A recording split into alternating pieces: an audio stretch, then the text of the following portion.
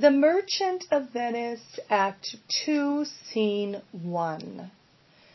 The Merchant of Venice is Shakespeare's great play about difference.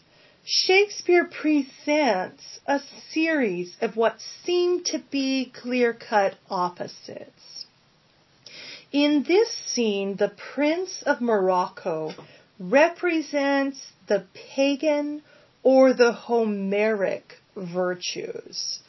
But what is demanded from any suitor seeking to unlock the mystery of the three chests of gold, silver, and of lead are the Christian virtues.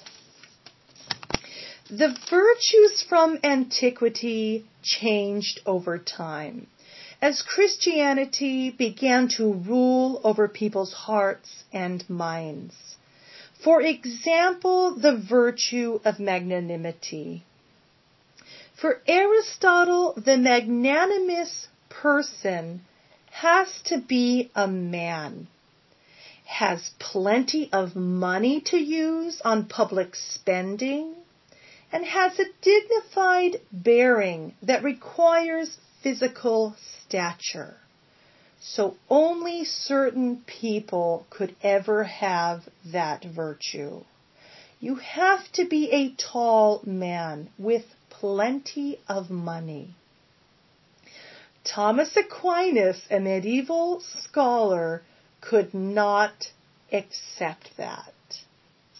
And Aristotle's magnanimous man has an awareness of his own superiority.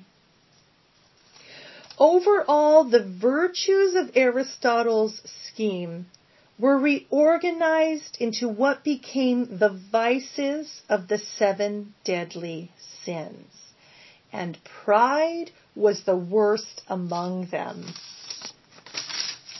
So the perfect man has changed over time and is somewhat relativistic. The Prince of Morocco might be the perfect man for Homeric or warrior virtues, but he is quite far from the aim of what Portia's father wants, Christian virtues. In Act 1, Scene 2, Nerissa speaks to Portia. The lottery that he, Portia's father, hath devised in these 3 chests of gold, silver, and lead, whereof who chooses his meaning chooses you, will no doubt never be chosen by any rightly, but one who you shall rightly love. If who chooses his meaning chooses you, the act of choosing a casket is then an act of interpretation, not a random game of chance. In fact, the casket choice is a kind of psychological test, and the winner will be the one who has the values, perceptions, expectations, sensibilities, and choices of a Christian, the mindset of a Christian. So the Prince of Morocco is simply doomed from the beginning, like the great Homeric hero Ulysses from the ancient Greek world. In Dante's Inferno, he places him in hell.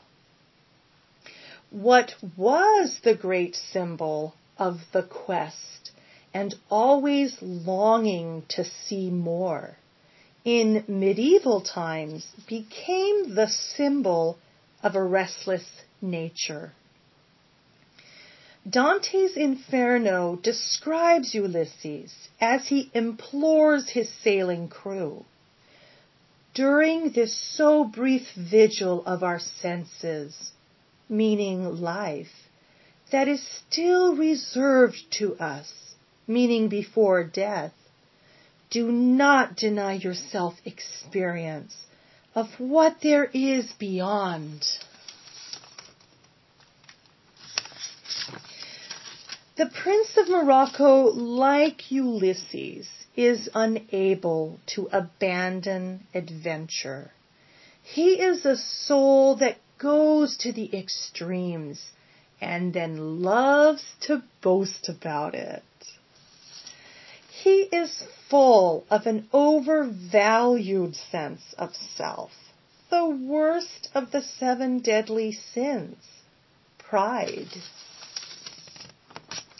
The Prince of Morocco says things like, I would outstare the sternest eyes that look, outbrave the heart most daring on the earth, pluck the young sucking cubs from the she-bear, yea, mock the lion when he roars for prey, to win thee, lady. His arrogance is such that the only way he believes he can be beaten is by blind luck, which is why when he comes to choose a casket in Act 2, Scene 7, he cries out, "Some God direct my judgment." In a play as aggressively Christian as this one, his deficiencies are glaringly evident even before he makes his choice. The motto on the first golden chest is, "Who chooseth me shall gain what many men desire," representing here the external world of ornament, glitz, and glamour, and one of the 7 deadly sins, covetousness. The silver chest motto is, "Who chooseth me shall get as much as he deserves," going against the Christian belief that everyone falls short of the kingdom, and it is the virtue of hope that brings one to desire God's redemption. And lastly, the third and the lead chest.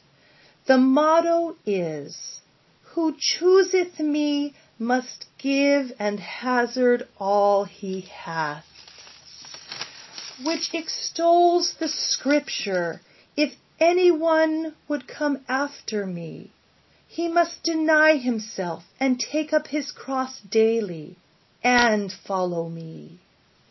So like the allegations against standardized testing, which favors the insider, the Christians are the insiders here, and the Prince of Morocco, the odds are simply against him.